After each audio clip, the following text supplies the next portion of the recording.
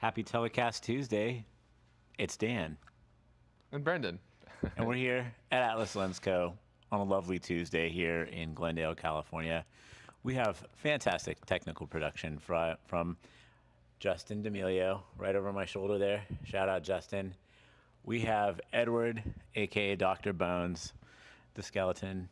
We had Hajun, but he walked away. And we have you lovely folks out there in the world. How are you doing? What's happening in your world, no matter where you are, what time it is, what's happening?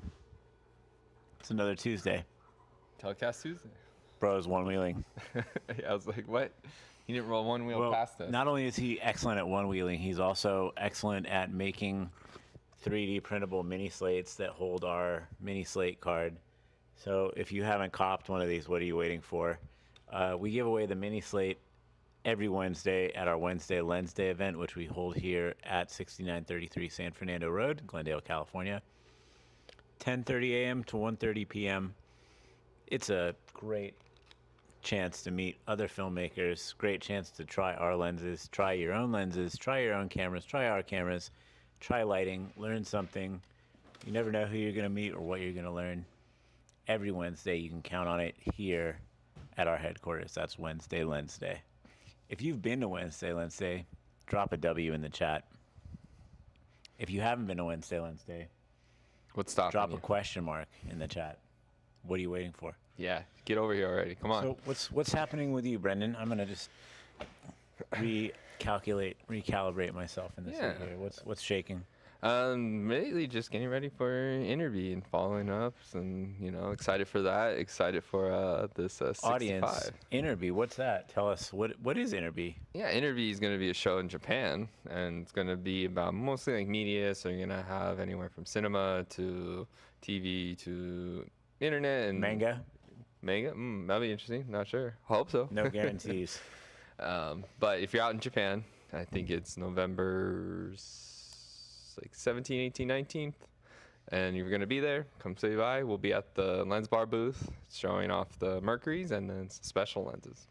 And those will also be featured, the special codename Kaizen 65mm Atlas anamorphic lenses will be in the Fujifilm booth at InterBEE. But I think also during that time period or leading right up after it is CamerImage or CamerImage. What do you say, audience? Is it CamerImage or CamerImage?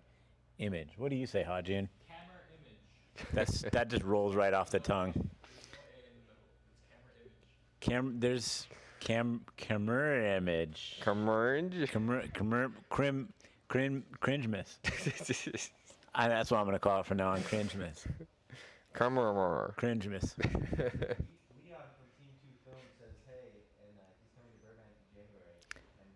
Leon from Team 2, I can't wait to see you here in Burbank. Thank you for dropping some commentary. Love your work. Big fan of your channel and what you do. Really excited to see you out here. Can't wait. January. See you in January. Very cool. Bring your camera. We have adapters. Well, audience, we are happy to take your questions, your commentary, interact with you, the viewer. Of course, we're here every Tuesday doing this telecast, and today's your telecast, so, I don't know. I've been to the movies a couple times lately and seen a couple really good movies, so. Which ones are those? Most recently, I was excited to go see Sinners. Ooh. I can't remember if we talked about Sinners last week, but Come on, it begs back. begs another discussion. We saw Sinners in 70mm. Had a Q&A with Autumn Gerald Arcapa, ASC after that, and Ryan Coogler was there for the Q&A, the director. Great film. Can't recommend it enough. If you haven't seen it or if you've already seen it, I hear they're bringing it back to theaters for Halloween. So I guess that's a spooky topic we could discuss. Oh, shoot. Halloween, it's coming. It's this Friday. Is it just Friday, or are they going to have it for like the weekend, you think? Oh, I think they're running it all week, all over the place. So check your local movie listings. Okay. Call 1-800-MOVIE-PHONE if you know what I'm talking about. I remember that, yep. My dad would be like, you want to go to the movies? Find out the movie time. I mean, give me that job, just like announcing the movies into a tape recorder, what movies are playing at what time every day. Sounds really nice. That's crazy to think about. Like, we used to have to call to find out what time the movie was. But check it out. I'm gonna probably go watch it again. I'm hoping they do kind of like the full like IMAX and then the 2776 format, because that was really fun watching that. Saw it with my friend and I was like, hey, watch for this. He didn't even notice most of the time, so tells you the story's really good and you get really sucked into it. No pun intended. Big shout out to our homie Corey Hour, who's also going to be in Japan with you. And Corey, we're thinking of you. I know you were doing some scouting for your new project. I think he started his new project. His Guyver. Guyver project. Yeah, he's shooting, I think, right now almost, right? Just about, I Yeah. think so. I think so. So be on the lookout for some Guyver Genesis. That's the movie, right? It's Guyver. That's the title? Yes. Guyver Genesis. Yes. If you're a fan of Guyver, you're a fan of anime, or you're a fan of mecha suits, well, bio mecha suits, check it out. You're going to love it. It's like bio Iron Man. What was it? Have you heard of the show Dark Winds? Dark Winds. I have not. What is that? So it's produced by George R.R. and Robert Redfield. George R.R. Martin? Yep. Okay. And it's about the Navajo, and it's like kind of like late 80s-ish vibes, but pretty good show so far. And they're on their 3rd season. They already got greenlit for a 4th next year. Wow, that sounds pretty fun. Yeah. Are they using Atlas lenses? No. Still a good show? Still a great show. I wish. Where would I find this? It's on Netflix, Netflix, actually. okay. Yeah, it started out on AMC, and then they ported it over to Netflix, too. What do you think, audience? Have you seen Dark Winds? And we also have a question coming in from the audience via Hajun. Yeah. Roll it out to us, buddy. Pat and Bob, as you mentioned Sinners, do Atlas Mercury lenses cover 65 sensors and another Elise Ogan? What is the 65 mentioned that will be at the Fuji stand? Well, that's 2 questions that we can answer. Thank you for the questions, Elise, and also expat Bob. So the Atlas Mercury series lenses, we like to call them the universal anamorphic lens because they'll cover a variety of formats, basically ranging from 16 millimeter film, 35 millimeter film, 35 millimeter digital, full frame digital, and then what we like to call beyond full frame. So they won't cover edge to edge on something like an Arri Alexa 265 or an Ursa Cine 17K, which are sort of widescreen 65 style formats, somewhere in the neighborhood of what you'd consider 5-perf 65 millimeter film, roughly. Okay. So that's 5 perforations, and the film is traveling through the camera vertically in that case. IMAX 70 travels through the camera sideways, and that's a 15 perforation format. So a lot of the time in film formats, much bigger than 35 millimeter and bigger than VistaVision format that is still in common use today with camera systems like the Panavision System 65 or the Arri 765 camera systems. And those have big imaging areas and, modern digital equivalents like the Alexa 265, Alexa 65, or Cine 17K. Those are in the same ballpark in terms of dimensionality. And the Mercury series lenses will actually give you a CinemaScope aspect ratio deliverable or a Netflix style 2-to-1 deliverable, which is also called Univisium by people like Vittorio Storaro. So that is like a 2-to-1 aspect ratio deliverable and a CinemaScope 240, 239, 235 deliverable out of those big 65 millimeter style sensors is definitely possible with the Mercury series. And then you also see the advent of new, taller 65 millimeter style format or 55 millimeter diagonal negative systems like the Fujifilm GFX 102 or the Fujifilm GFX Eterna 55 platform, which actually has open gate recording. So a Mercury won't cover edge to edge and open gate, but if you're recording in a 16:9 aspect ratio on the camera, that will de-squeeze out to a 266:1 CinemaScope style delivery. And so you'll be able to do CinemaScope delivery on those 65 millimeter formats with a Mercury. So we also had the follow-up question about what the codename Kaizen 65 millimeter Atlas anamorphic lenses are, and that's still an ongoing project. That's why we call it Kaizen. Kaizen means ongoing process of improvement. So you can look that up if you're curious. It's just an ongoing attempt at making things better and better and better, and that's what we believe in here at Atlas, is making the world of cinematography in your hands better, more possible, more interesting, more personal, more rewarding, and more accessible than ever before. So that's really our mission here. But those lenses, we're going to be showcasing 4 focal lengths, possibly a 5th secret focal length. And those are not yet available for sale. But if you are interested in the lenses, we will be able to post a QR code here that you can put your interest into the inquiry form. So yes, it's also in the bio. So if you go to the link in bio on our Instagram, or if you are able to, in our YouTube channel on YouTube Live, pop in there, click on the Atlas 65mm anamorphic interest form, and let us know what you'd like to see. We're going to take your needs into consideration. And these for now are 1.5 squeeze, T2.5, large, much larger than a Mercury in terms of image circle, and also slightly bigger in terms of physical size, but they have incredible close focus. We have a follow-up Beautiful. question coming in from the audience. It's a different question, so if you wanted to. Oh yeah, I just wanted to say like We're just vibing. Go ahead. 265, the Kaizen 65. Come check it out at InterBEE.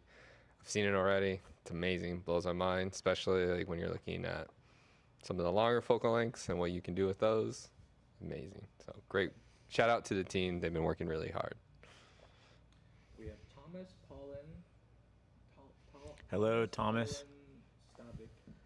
Is there any part of you that doesn't like anamorphics are so readily available now? It feels a little bit like DSLRs got video recording. Suddenly everyone is a filmmaker. I love that they are, by the way, but just that. Yeah, so Thomas is asking if there's any part of us that feels like, with the advent of more commonly available anamorphic lenses, if we have any regrets about being the people who opened the floodgates to anamorphic being more accessible to a new generation of cinematographers. I don't really have any regrets. I think that, one of the things I hate seeing is like poor quality work. So I can't necessarily blame that on the lenses from people, but I also don't hate seeing that. It's like everybody's trying. So, we're all trying, we're all learning, and I think that what we do here is special. So I don't think that anyone else doing what they do is necessarily detracting from what we do here at Atlas. And that's why we believe in Kaizen. We're always improving, always staying several steps ahead of what the possibilities are. And, if someone else had already done what we're doing before we did it, there wouldn't really be a reason for us to exist. And so I guess you could say you could push that forward, and, people could ask themselves, like, is there a reason to be making, so many new lenses that are out there? I don't know. That's ultimately up to the user and ultimately up to the people out there. And, it's the natural state of the economy. So we'll figure it out. What do you think? I think it's interesting now, like starting from still photography, moving into cinema. It's nice to have the tools available, but that doesn't mean just because we have the abundance of tools now, we still have to learn how to use those tools. And I think that's a big part of people kind of forget. It's like easy to go look up something and buy it. Okay, well, how do I properly de-squeeze this? Because if you don't know de-squeeze, or if you put the wrong de-squeeze, what are you looking for? There's all these nuances that come with it.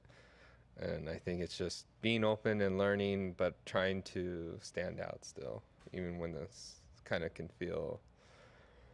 It's like what was the analogy you used? Like the ocean. It's like everyone's in the same ocean right now. We're trying to. Blue ocean. Yes. Blue, So so people talk about blue sky thinking, and then I like to think about blue ocean thinking. Mm-hmm. Or, you could also think of like fast food analogy, like McDonald's, sometimes McDonald's just hits, you know what I mean? It's like inexpensive.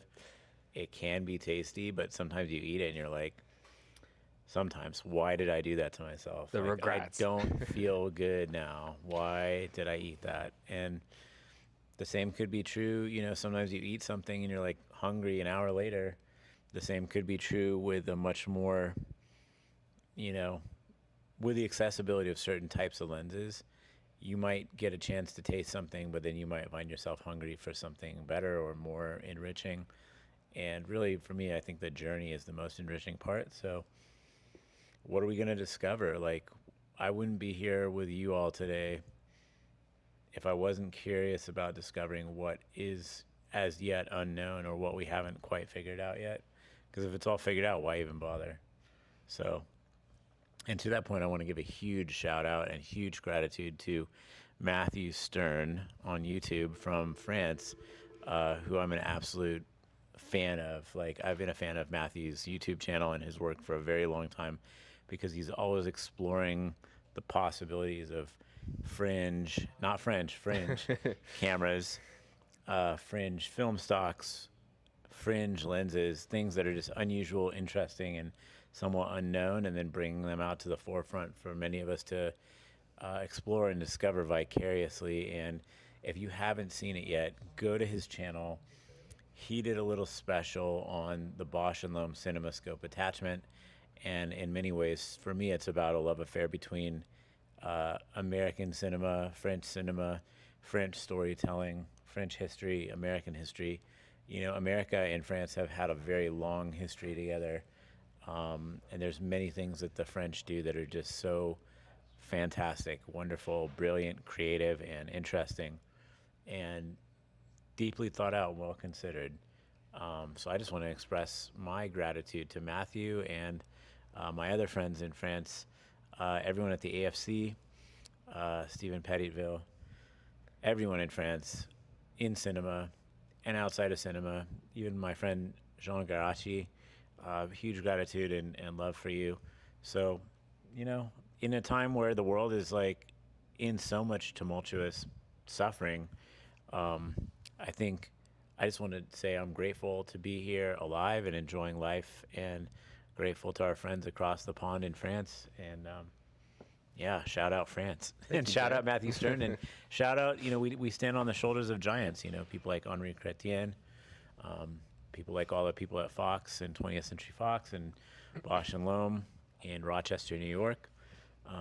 So we're always learning even from the past. And we're always trying to push forward the future. We're always standing on the shoulders of others, right? Standing on the shoulders of giants, I think, Yes. is the Yes. phrase. Yeah. Yes. Thomas says, very much agree with the access to tools. It's an art form to learn. I couldn't afford a Mercury. I'm very much the McDonald's guy. I have a Remus, but would love to use the Mercury one day. Well, we hope, Thomas, that you get the chance to use the Mercury sooner rather than later, and thank you for your kind words. Dante is asking, would love to see a 2x set that has more dramatic barrel distortion and swirly bokeh. Dante is mentioning that he would love to see more swirly bokeh and more barrel distortion. So, Dante, I don't know if you've tried our Orion series 18 millimeter, 21 millimeter, 25 or 28, but those are dramatically ultra wide with a lot of barrel distortion. Sometimes with barrel distortion, you know, it looks really good, and then you put a human face in there, and you're like, well, you know, What happened? what happened? Yeah, what happened? But we are, you know, proponents of barrel distortion, so tasteful barrel distortion. Yes. We calculate it. It's all very controlled and regulated through the computer, but that 18 millimeter Orion is absolutely bonkers, and I love every moment using it. So if you haven't tried the 18 Orion, definitely give it a shot. Or you can also email us at info@atlas, and we can try to maybe help find a rental house in an area or someone in an area that can maybe test it out. Because we would love for you to test it. Or if you're in California, come on down to Glendale. We do this every Wednesday. 10:30 to 1:30. Is there another question or?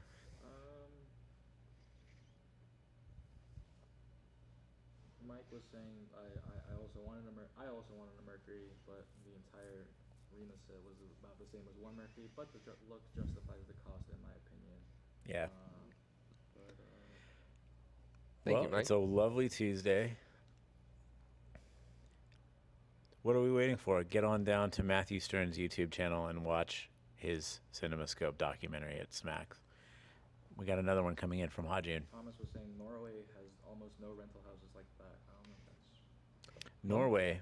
Much love to Norway. Thank you for tuning in all the way from Norway. How cold is it there in Norway right now? I bet it's pretty chilly. Is it their winter right now? I think it's always winter in Norway. It's always winter. I've heard.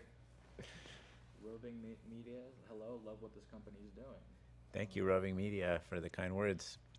Nick Leisure, love your lenses. I need a sponsorship with all the feature films I'm knocking out. Shout out. Shoot us an email. Don't shoot us email. Shout out. Thomas is too cold, getting colder. Okay. Hang in there. Well, chat, let us know what your favorite fall snacks are, and if you want to drop your favorite Halloween costume, cinema related or not cinema related, in the chat. Tell us what your favorite costumes are. What do you have picked out to dress up as, or are you going to keep that a secret? I think I might be recycling my costume from last year, and Mr. Recycling Man. been a little busy. Haven't had time to go look for something. How about you, Hadrian? What are you going to be for Halloween? I don't have any plans. Chat, let us know what you're going to be for Halloween. What about you, Dan? What are you gonna be? Plans, but I made the mini slates Halloween edition with the orange and Oh, orange yeah. and black stripe. These are fall colors. Fall colors, yeah. But Happy, clappy Halloween. I was a Kingpin from Spider-Man last year. Hadrian was Kingpin from Spider-Man. That's pretty goated. The comic book Kingpin, right? Like, they kind of vary across the different platforms of Marvel stuff. Any people out there ever play Marvel Superheroes versus Street Fighter or Marvel versus Capcom? Mm-hmm. Absolutely my favorite fighting game. Mega- X-Men versus Street Fighter is pretty good. I feel like those are like subtle variations of just Marvel versus. Oh yeah, Capcom. they just once they realize like, yo, this is actually like goated. So I think the first release they did with Marvel was X-Men: Children of the Atom.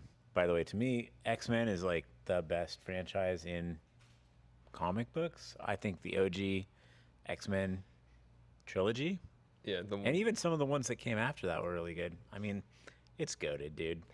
X-Men slaps. I think What it do was you think? What are you going to be for Halloween, Justin? I was just gonna say Days of Future Past is like one of the best comic books. X-Men: Days of Future Past. Couldn't agree more. I don't know. I have one friend going as John Pork, which is a pretty John good Pork, no. We got John Pork. It's just a Chat. What else we got? What are you gonna be? I'm gonna be serving Service? looks. Looks? Are you keeping it a That's- secret for yeah. now? Okay. We have our special intern coming to meet with us. He's been sitting next to me for the past couple weeks now. 2 His weeks. jokes are a bit dry. Hey. He's a little quiet sometimes, and it's just like can't get him to talk. And now he wants to talk. He won't stop. Chat. What are you gonna be for Halloween? Any goated Halloween costumes? What was it? I might be. Yeah.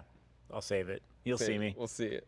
See it at the end of Go the ahead, Hajim. We got some great chat coming in through the stream. Leisure says, use the Orions on one of my recent features entitled Golden, starring Brian Austin Green, Massey Ferlin, and Robert Miano, hitting theaters January 2026. Can't wait to see that movie. Very exciting. And Thomas says, I'm going to be a tired dad. Too relatable, Thomas. Tired dad. I'm living that out. All right, chat. Well, I think it's about time we mosey on off the stream. It's been about 30 minutes, but we'll just do a quick promo. We're here every Wednesday from 10:30 a.m. to 1:30 p.m. at Atlas headquarters for Wednesday Lens Day.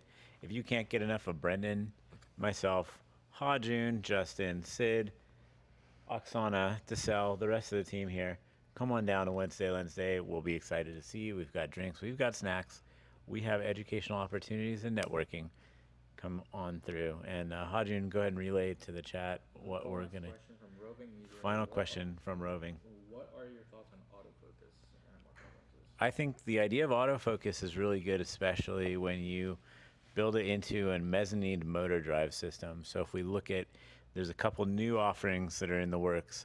If we look back a couple years, DJI with the DJI LiDAR focus was a pretty revolutionary system, driving an external motor, driving a cinema lens of any kind, vintage lens, modern lens, it doesn't matter. Pretty incredible. But now we see companies like Tilta and Viltrox introducing motor drive, where it's actually using the phase detection or complex autofocus algorithms of the camera system to drive an external motor To me, this is really the most brilliant way to do autofocus because you're not locked into a lens brand ecosystem. Here at Atlas, we like to focus on making our lenses broadly compatible across different camera platforms. So we're not making E-mount lenses, we're not making G-mount lenses, we're not making Z-mount lenses or RF mount lenses. Why? Because all of those camera systems adapt to PL.